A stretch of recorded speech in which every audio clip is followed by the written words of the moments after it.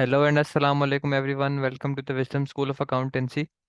अच्छा, आज की वीडियो बनाने का पर्पस ये था कि स्टूडेंट्स जो एसीसीए स्टार्ट करने वाले हैं, ठीक है, या एसीसीए स्टार्ट कर चुके हैं, अर्ली स्टेजेस पे हैं, उनको कुछ इन्फॉर्मेशन जो है वो पूछते रहते हैं। अक्सर वो क्वेश्चन की फॉर्म में वो पूछते रहते हैं कि हमें फ़लानी चीज़ के बारे में बता दें, फ़लानी चीज़ के बारे में बता दें। तो मैंने क्वेश्चंस थोड़े जो फ्रीक्वेंटली आस्क्ड हैं उनको लिस्ट डाउन कर दिए, ठीक है। तो मैं उनको वन बाय वन एड्रेस करूंगा। तो जो स्टूडेंट एसीसीए को स्टार्ट करने वाला है, ठीक है, या बहुत अर्ली स्टेजेस पे है, उसके लिए ये चीज़ों का जानना बहुत ज़रूरी है, ठीक है। मैं वन बाय वन स्टार्ट करता हूँ। मैंने क्वेश्चंस को जो है वो लिस्ट डाउन किया हुआ है। सबसे पहला क्वेश्चन जो स्टूडेंट्स पूछते हैं कि क्या एसीसीए जो है वो डिग्री है। क्या एसीसीए एक डिग्री है, जिस तरह एक नॉर्मल पाकिस्तान में आप बैचलर्स की डिग्री करते हो, मास्टर्स की डिग्री करते हो, तो क्या एसीसीए ऐसी एक डिग्री है या नहीं, ठीक है। तो इसका आंसर ये है कि एसीसीए डिग्री नहीं है। एसीसीए एक प्रोफेशनल क्वालिफिकेशन है, ठीक है, सर्टिफिकेशन बेस्ड। एसीसीए एक सर्टिफिकेशन बेस्ड क्वालिफिकेशन है, और हर एग्जाम जो आप पास करते हो वो एग्जाम जो है आपको एक तरह से सर्टिफिकेशन देता है, आपको ये सर्टिफाई कर देता है कि यार ये बंदा जो है उस नॉलेज में, वो ये बंदा जो है उसके पास ये रेलिवेंट नॉलेज है इस एग्जाम की, ठीक है। तो ये एक आपके पास ये क्या हो जाता है, एक सर्टिफिकेशन हो जाता है, ठीक है। तो एसीसी जो है वो एक प्रोफेशनल क्वालिफिकेशन है। हर एग्जाम को पास करना जो है it gives you an certificate that you have relevant knowledge of that exam, ठीक है। तो एसीसीए डिग्री नहीं है, ये प्रोफेशनल क्वालिफिकेशन है। हाँ, ये अलहदा बात है कि एसीसीए की बेस पे आप डिग्री ले सकते हो, ठीक है।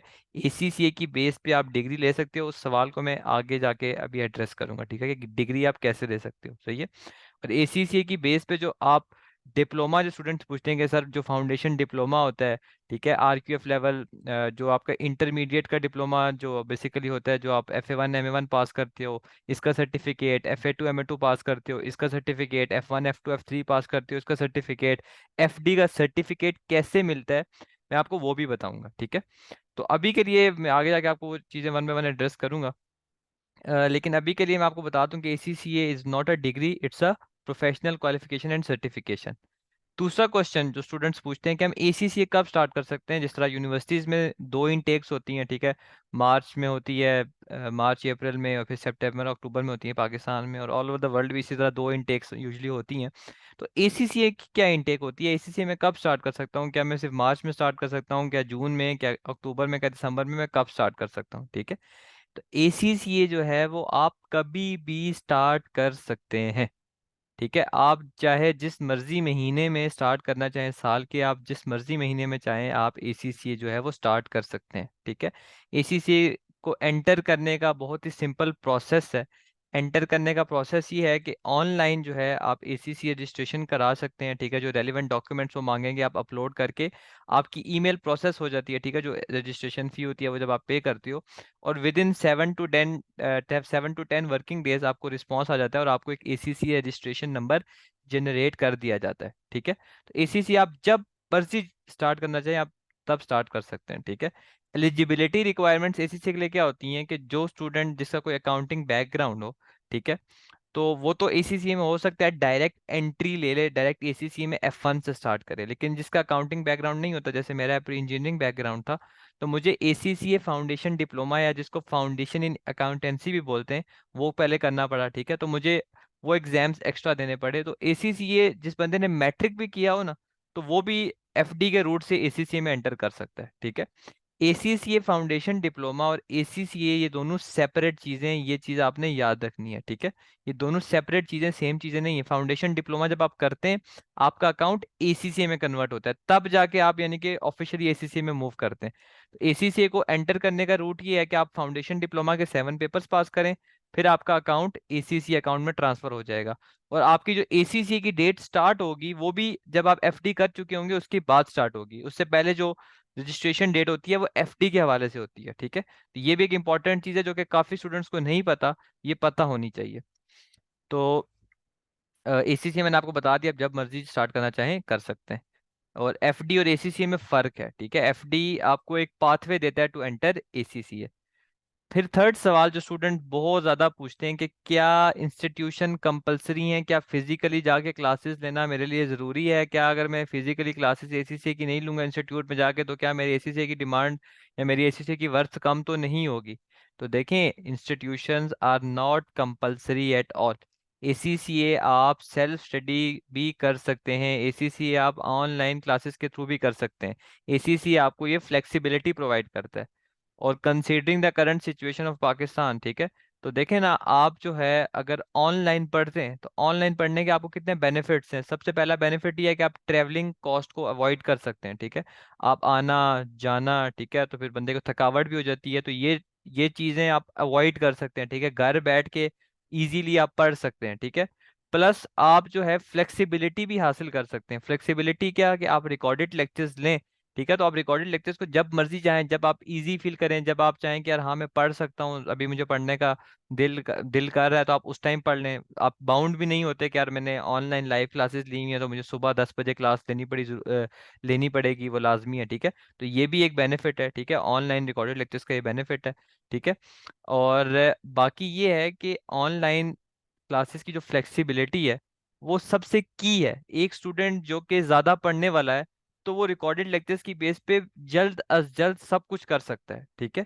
और अब देखें, इसमें भी एक फिर एक एक्सेप्शन आ जाती है कि जो स्टूडेंट ऑनलाइन पढ़ता ही नहीं है, जो स्टूडेंट ढीला है, मतलब उसको एक चाहिए होता है कि टीचर की सुपरविजन चाहिए होती है, ठीक है, तो वो फिर फिजिकल इंस्टीट्यूट्स में जाए तो वो बेहतर है, ठीक है। लेकिन इंस्टीट्यूशंस जो है वो कंपलसरी नहीं है, आपने बात याद रखनी है। इसीलिए लोग सेल्फ स्टडी पे भी करते हैं, ऑनलाइन भी करते हैं, इसीलिए आपको बहुत फ्लेक्सिबिलिटी प्रोवाइड करता है, ठीक है। और इंस्टीट्यूशन से मुझे याद आया, स्टूडेंट्स में से पूछते हैं कि सर, जिस इंस्टीट्यूशन में मैं रजिस्टर हुआ हूँ, क्या मैं उसी इंस्टीट्यूशन में ही सिर्फ पेपर दे सकता हूँ सीबीई के, या उसके अलावा भी किसी इंस्टीट्यूशन में दे सकते हैं? तो बिल्कुल आप डिफरेंट इंस्टीट्यूशन में भी सीबी एग्जाम दे सकते हो। अगर आप जो है किसी एक इंस्टीट्यूट से रजिस्टर हुए हो तो इसका ये मतलब नहीं है कि उसी के सीबी सेंटर में आपने एग्जाम देना है और उसी डेट पे देना है जिस पे वो कहें। एसीसी आपको फ्लेक्सिबिलिटी देता है। आप अपने सिटीज में डिफरेंट इंस्टीट्यूट्स देखें, उनसे रब्ता करके आप पूछ सकते हैं कि सर कौन सी डेट आ रही है, तो आप जिस मर्जी डेट पे जाएं पेपर को दे सकते हैं, ठीक है। आपने जस्ट फी पे करनी है, आपने उस डेट पे पेपर दे दिया।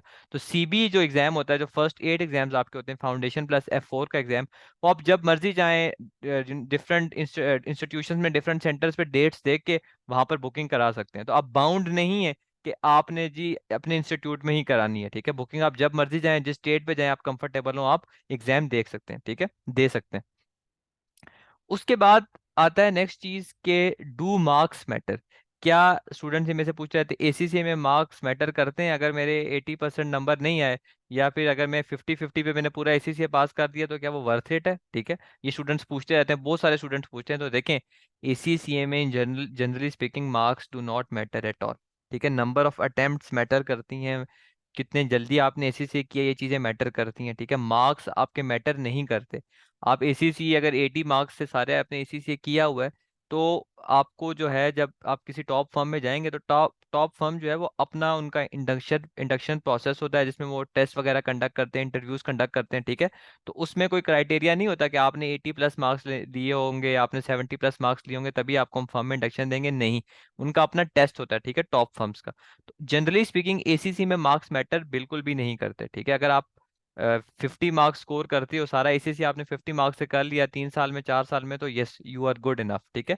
देखिए, एसीसीए बनने के लिए आपको एग्जाम क्लियर करना होता है और प्लस 3 साल का एक्सपीरियंस भी मैंडेटरी है, तब जाके आप प्रॉपर एसीसीए कहलाते हो, ठीक है। एसीसीए जो मेंबर होता है, यानी कि वो बंदा जिसने एसीसी के पेपर पास किए हो और जिसके पास 3 साल का एक्सपीरियंस हो, वो एसीसीए कहलाता है, ठीक है। तो इसीलिए मार्क्स सब कुछ नहीं है, ठीक है। जो प्रैक्टिकल स्किल्स आप सीखते हो वो ज्यादा मैटर करती है। हाँ, लेकिन कुछ सिचुएशंस हैं जहां पर मैं कहूंगा कि मार्क्स मैटर करते हैं। जैसे फॉर एग्जांपल, एसीसीए की बेस पे आप बैचलर्स की डिग्री ले सकते हो। जो मैंने आपको बताया था कि आप एसीसी की बेस पे स्टार्ट में डिग्री ले सकते हो, तो एसीसी की बेस पे आप BSc honours in applied accounting, degree का नाम है BSc honours in applied accounting, ये आप ले सकते हो। और ये डिग्री जो है ये आपकी ऑक्सफोर्ड बुक्स यूनिवर्सिटी आपको देता है। यूके की एक काफ़ी अच्छी यूनिवर्सिटी है, ठीक है, ऑक्सफोर्ड बुक्स यूनिवर्सिटी, वो आपको जो है ये डिग्री प्रोवाइड करती है, ठीक है। इस डिग्री को हासिल करने के लिए क्या क्राइटेरिया होता है, ठीक है। इस डिग्री को हासिल करने के लिए एक स्टूडेंट का जो है वो F4 से लेके एफ क्राइटेरिया ये होता है कि उसके फंडामेंटल्स पास हों, ठीक है। एग्जाम्प्ट ना, उसे एग्जाम्पशन ना मिली हो, उसके F1 to F9 एग्जाम्स पास हों, ठीक है। तो जिस स्टूडेंट के F1 to F9 एग्जाम्स पास हैं, या जो स्टूडेंट डायरेक्टली एसीसी में आया हुआ है और उसको एग्जाम्शन कुछ सब्जेक्ट्स की मिल गई है, तो जिसको एग्जाम्पशंस मिली है वो ये मेक श्योर करे कि F7 F8 और F9 की एटलीस्ट उसे एग्जाम्पशन ना हो, क्योंकि ओबीयू के लिए मैंडेटरी है कि जो स्टूडेंट एग्जाम्पशन के थ्रू आते हैं F7 F8 F9 पास होना जरूरी है। तो इन जनरली जिसके F9 तक पेपर पास हो, ठीक है, यानी कि जिसके, अगर मैं फाउंडेशन से काउंट करूँ, फाउंडेशन को मिला के 17 एग्जाम्स बनते हैं टोटल, तो जिसके 13 जो फाउंडेशन के थ्रू आ रहा है और जो वैसे ही आ रहा है जिसके 9 एग्जाम्स पास हो, ठीक है, तो वो बीएससी के लिए एलिजिबल होता है। वो बंदा जो है वो, उसको एक थीसिस लिखना पड़ता है, ठीक है, तकरीबन 10,000 वर्ड का थीसिस लिखना पड़ता है। वो थीसिस वो सबमिट कराता है। थीसिस की जो सबमिशन फ़ी है आजकल जो चल रही है वो चल रही है £470, ठीक है, £470, और प्लस उसको £72 का एथिक्स मॉड्यूल करना पड़ता है। तो तकरीबन आप ये लगा लें कि 470 + 72 अराउंड £542 ये। और जो मेंटोरशिप आपको लेनी पड़ती है, एक मेंटोर है जो आपको गाइड करता है कि थीसिस कैसे लिखना है, ठीक है, उसकी भी फ़ी जो मैं एवरेज फ़ी बोल देता हूँ वो 30,000 पाकिस्तान में चल रही है, तो वो आपको अभी करंटली वो पे करनी होती है। तो कुल मिला के £540 को आप कैलकुलेट कर लें, अराउंड 1,25,000 30,000 ये बनेगा, और 30,000 आप मेंटोर की फ़ी लगा लें तो अराउंड 1,70,000 आप लगा लें। इसमें आपको एक डिग्री मिल जाएगी, एक प्रॉपर यूनिवर्सिटी की डिग्री मिल जाएगी, ठीक है। तो बाहर की फॉरेन यूनिवर्सिटी की डिग्री इतनी कम अमाउंट में हासिल करना इज अ बिग डील, ठीक है। और इस डिग्री की बेस पे आप चाहें तो आप दुनिया में किसी भी जगह पे मास्टर्स के लिए अप्लाई कर सकते हैं। इवन पाकिस्तान में भी जो स्टूडेंट चाहते हैं कि यार मैंने एमबीए करना है या मैंने मास्टर्स करना है, तो वो बीएससी की बेस पे मास्टर्स कर सकते हैं, ठीक है। वो मास्टर्स कर सकते हैं, तो बीएससी आपको बहुत बेनिफिट देती है, ठीक है। आपकी सीवी जो है वो भी अपडेट हो जाती है, अपग्रेड हो जाती है, आप जो है वो ग्रेजुएट हो जाते हैं। पाकिस्तान में ये डिग्री ग्रेजुएशन के इक्विवेलेंट है, ठीक है, और इसकी बेस पे आप पाकिस्तान में भी आगे मास्टर्स कर सकते हैं। इसकी बेस पे आप पाकिस्तान में जितनी भी जॉब्स हैं, Punjab public service commission, federal public service commission, CSS का एग्जाम आप दे सकते हैं, ठीक है। तो ये डिग्री की बड़ी इंपॉर्टेंस है, ठीक है, और ये काफ़ी कम कॉस्ट में, अगर आप देखा जाए ना डिग्री की जो आप कॉस्ट कैलकुलेट करें ना, आप 4 साल जाएंगे और जो जितनी भी कॉस्ट है बाहर की, और है भी बाहर की डिग्री, तो ये बड़ी बेनिफिशियल है डिग्री, ठीक है। इसका मैंने आपको क्राइटेरिया बता दिया। और दूसरा मैंने आपको बताया था कि आप एफडी फाउंडेशन डिप्लोमा और ये जो FA1 MA1 FA2 MA2 को पास करने की सर्टिफिकेशन अगर आप चाहते हैं, तो वो आप कैसे हासिल कर सकते हैं। तो उसके लिए एक तो ये जो फाउंडेशन का क्लियर होना ज़रूरी है, दूसरा आपके माई ACC अकाउंट में FIP मॉड्यूल जो है, FIP मॉड्यूल होगा, वो मॉड्यूल आपको क्लियर करना पड़ता है, ठीक है। जिस तरह यहाँ पर बीएससी के लिए एथिक्स मॉड्यूल क्लियर करना पड़ता है, यहाँ पर आपको FIP मॉड्यूल क्लियर करना पड़ता है। इस FIP मॉड्यूल की कोई फी नहीं है, जीरो फी है, ठीक है, और जितनी मर्जी आपके अटेम्प्ट लगे आप लगा सकते हैं। FIP मॉड्यूल ओपन करेंगे तो आपको डिफरेंट स्लाइड्स आएंगी, एथिक्स से, कंप्लाइंस से, गवर्नेंस से रिलेटेड, ठीक है, कंपनी की। तो उस उनको आपको रीड करना होगा, रीड करके समझना होगा, समझ के जो है वो फिर एंड पे जो है ना उसका एक टेस्ट होता है, वो टेस्ट पास करना पड़ेगा। फिर जाके आपका FIP क्लियर होगा, और FIP जब आपका क्लियर होगा तो कुछ दिनों में आपके पास ये सारी सर्टिफिकेशंस आ जाएंगी, FA1 MA1 की, FA2 MA2 की, F1 F2 F3 की, और फाउंडेशन डिप्लोमा की भी, ठीक है। तो ये सर्टिफिकेशंस आपको मिल सकती हैं। हाँ, ये सर्टिफिकेशंस अगर फॉर एग्जांपल उन लोगों के लिए बेनिफिशियल होंगी जैसे जिसने मैट्रिक किया हुआ है और ACC स्टार्ट किया हुआ है, ACC बीच में उसका अटका हुआ ही है, तो मतलब जॉब के लिए अप्लाई करने जाता है, तो पाकिस्तान में तो कई एम्प्लॉयर्स को समझाना ही मुश्किल हो जाता है ना कि यार मैंने ACC के कितने पेपर पास किए हैं। तो खैर आपके 7 पेपर पास हो तो आपके पास एक डिप्लोमा आ जाएगा ना, तो आप जब उसको दिखाओगे तो हाँ वो कहेगा यार इसके पास ये सर्टिफिकेशन है, डिप्लोमा है। इस पॉइंट ऑफ व्यू से हेल्पफुल है। एक स्टूडेंट है जो कि पेपर रेगुलरली दे रहा है, पास कर रहा है, उसने F9 तक अगर दे दिए, उसको सर्टिफिकेशन और डिप्लोमे का कोई फायदा नहीं है, वो तो सीधा BSc दे सकता है, या इवन ना भी ले तो अपने आप को ACC पार्ट क्वालिफाइड बोल सकता है, ठीक है। तो ये जो लोग इन बिटवीन स्टक होते हैं ना, वो ये हासिल कर सकते हैं अगर हासिल करना चाहें, ठीक है।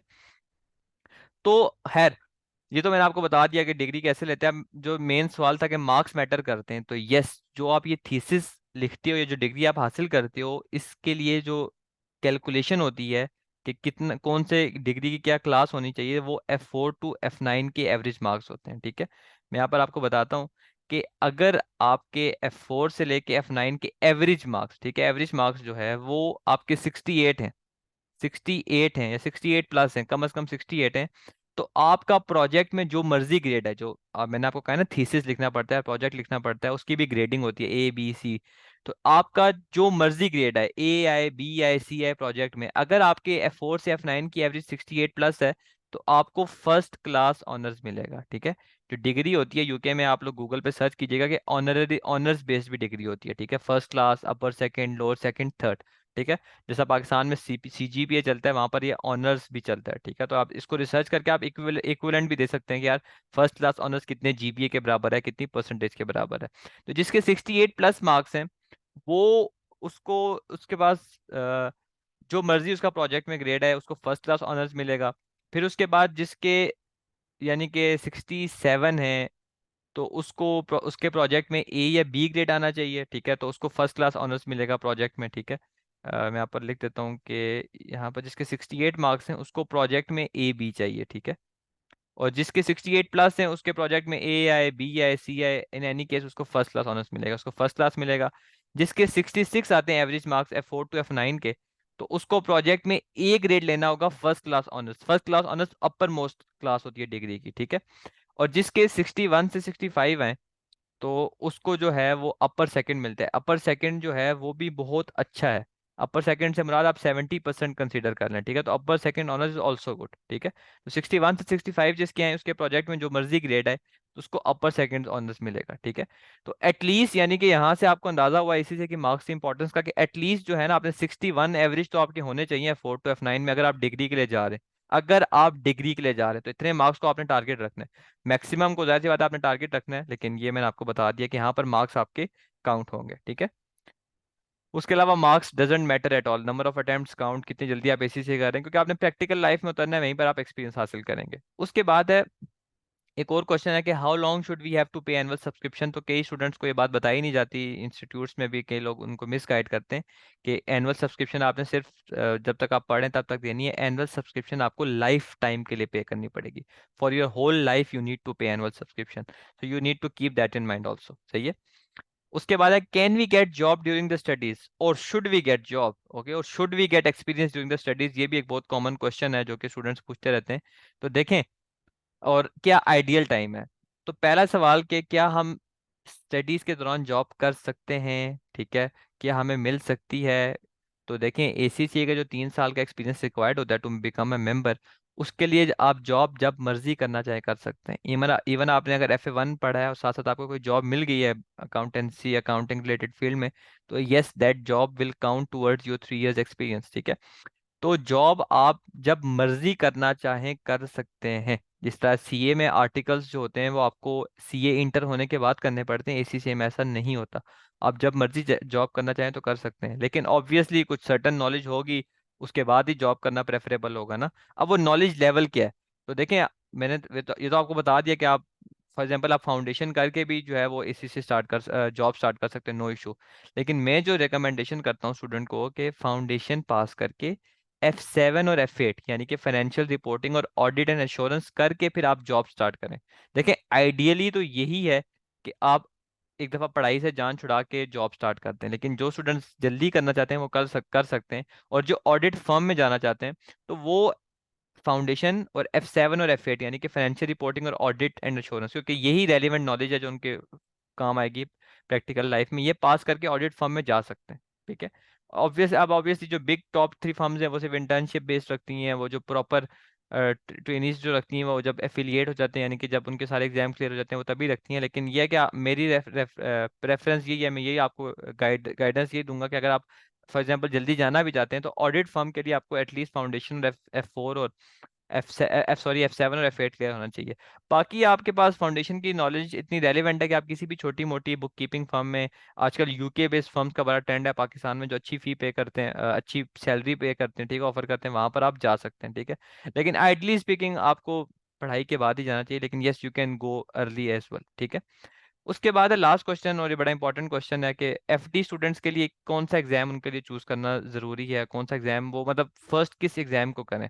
तो देखिए, मैंने कई स्टूडेंट को ऐसे देखा है जो कि इंस्टीट्यूट में रजिस्टर होते हैं, वो FA1 MA1 और F1 तीनों साथ पढ़ते हैं, जो कि बहुत ही सरासर गलत है। F1 जो है वो एक एडवांस लेवल चीज है, उसको FA1 MA1 के साथ आपने नहीं पढ़ना। दो अप्रोचेज हैं आपकी जिनको आप लेके चल सकते हैं। नंबर 1 अप्रोच है FA1 MA1 साथ पढ़ें, फिर FA2 MA2 साथ पढ़ें, फिर F2 F3 साथ पढ़ें, देन आखिर में आप F1 दें। ठीक है, सेकेंड अप्रोच ये है कि जिससे आपका माइंड डाइवर्ट भी नहीं होगा, एक तरफ आप दिमाग लड़ाना चाहते हैं तो आप पहले मैनेजमेंट सीरीज या फाइनेंशियल सीरीज उठा रहे हैं। पहले आप MA1 फिर उसका एडवांस MA2 और उसका एडवांस F2 करें, या फिर आप FA1 FA2 और उसका एडवांस F3 करें। इस अप्रोच का फायदा ये होगा कि आपका डबल साइड पे माइंड जो है वो डाइवर्ट नहीं होगा। एक तरफ आपका माइंड होगा या तो मैनेजमेंट की तरफ या फाइनेंशियल की तरफ, और इससे आप जल्द अज जल्द एग्जाम को क्विकली कर सकते हैं, एग्जाम पढ़ के पास भी कर सकते हैं। ऐसे ऐसे स्टूडेंट्स भी हैं जो कि MA1 MA2 इकट्ठे उनका कोर्स कवर करके वो एक ही दिन में पेपर दे देते हैं, और उसके 20 दिनों में के अंदर अंदर F2 पढ़ के आगे वो भी दे देते हैं। तो मैंने ऐसे ऐसे लोग भी देखे हैं जो कि 2 महीनों में 3 एग्जाम भी दे देते हैं, 3 महीनों में 3 एग्जाम दे देते हैं।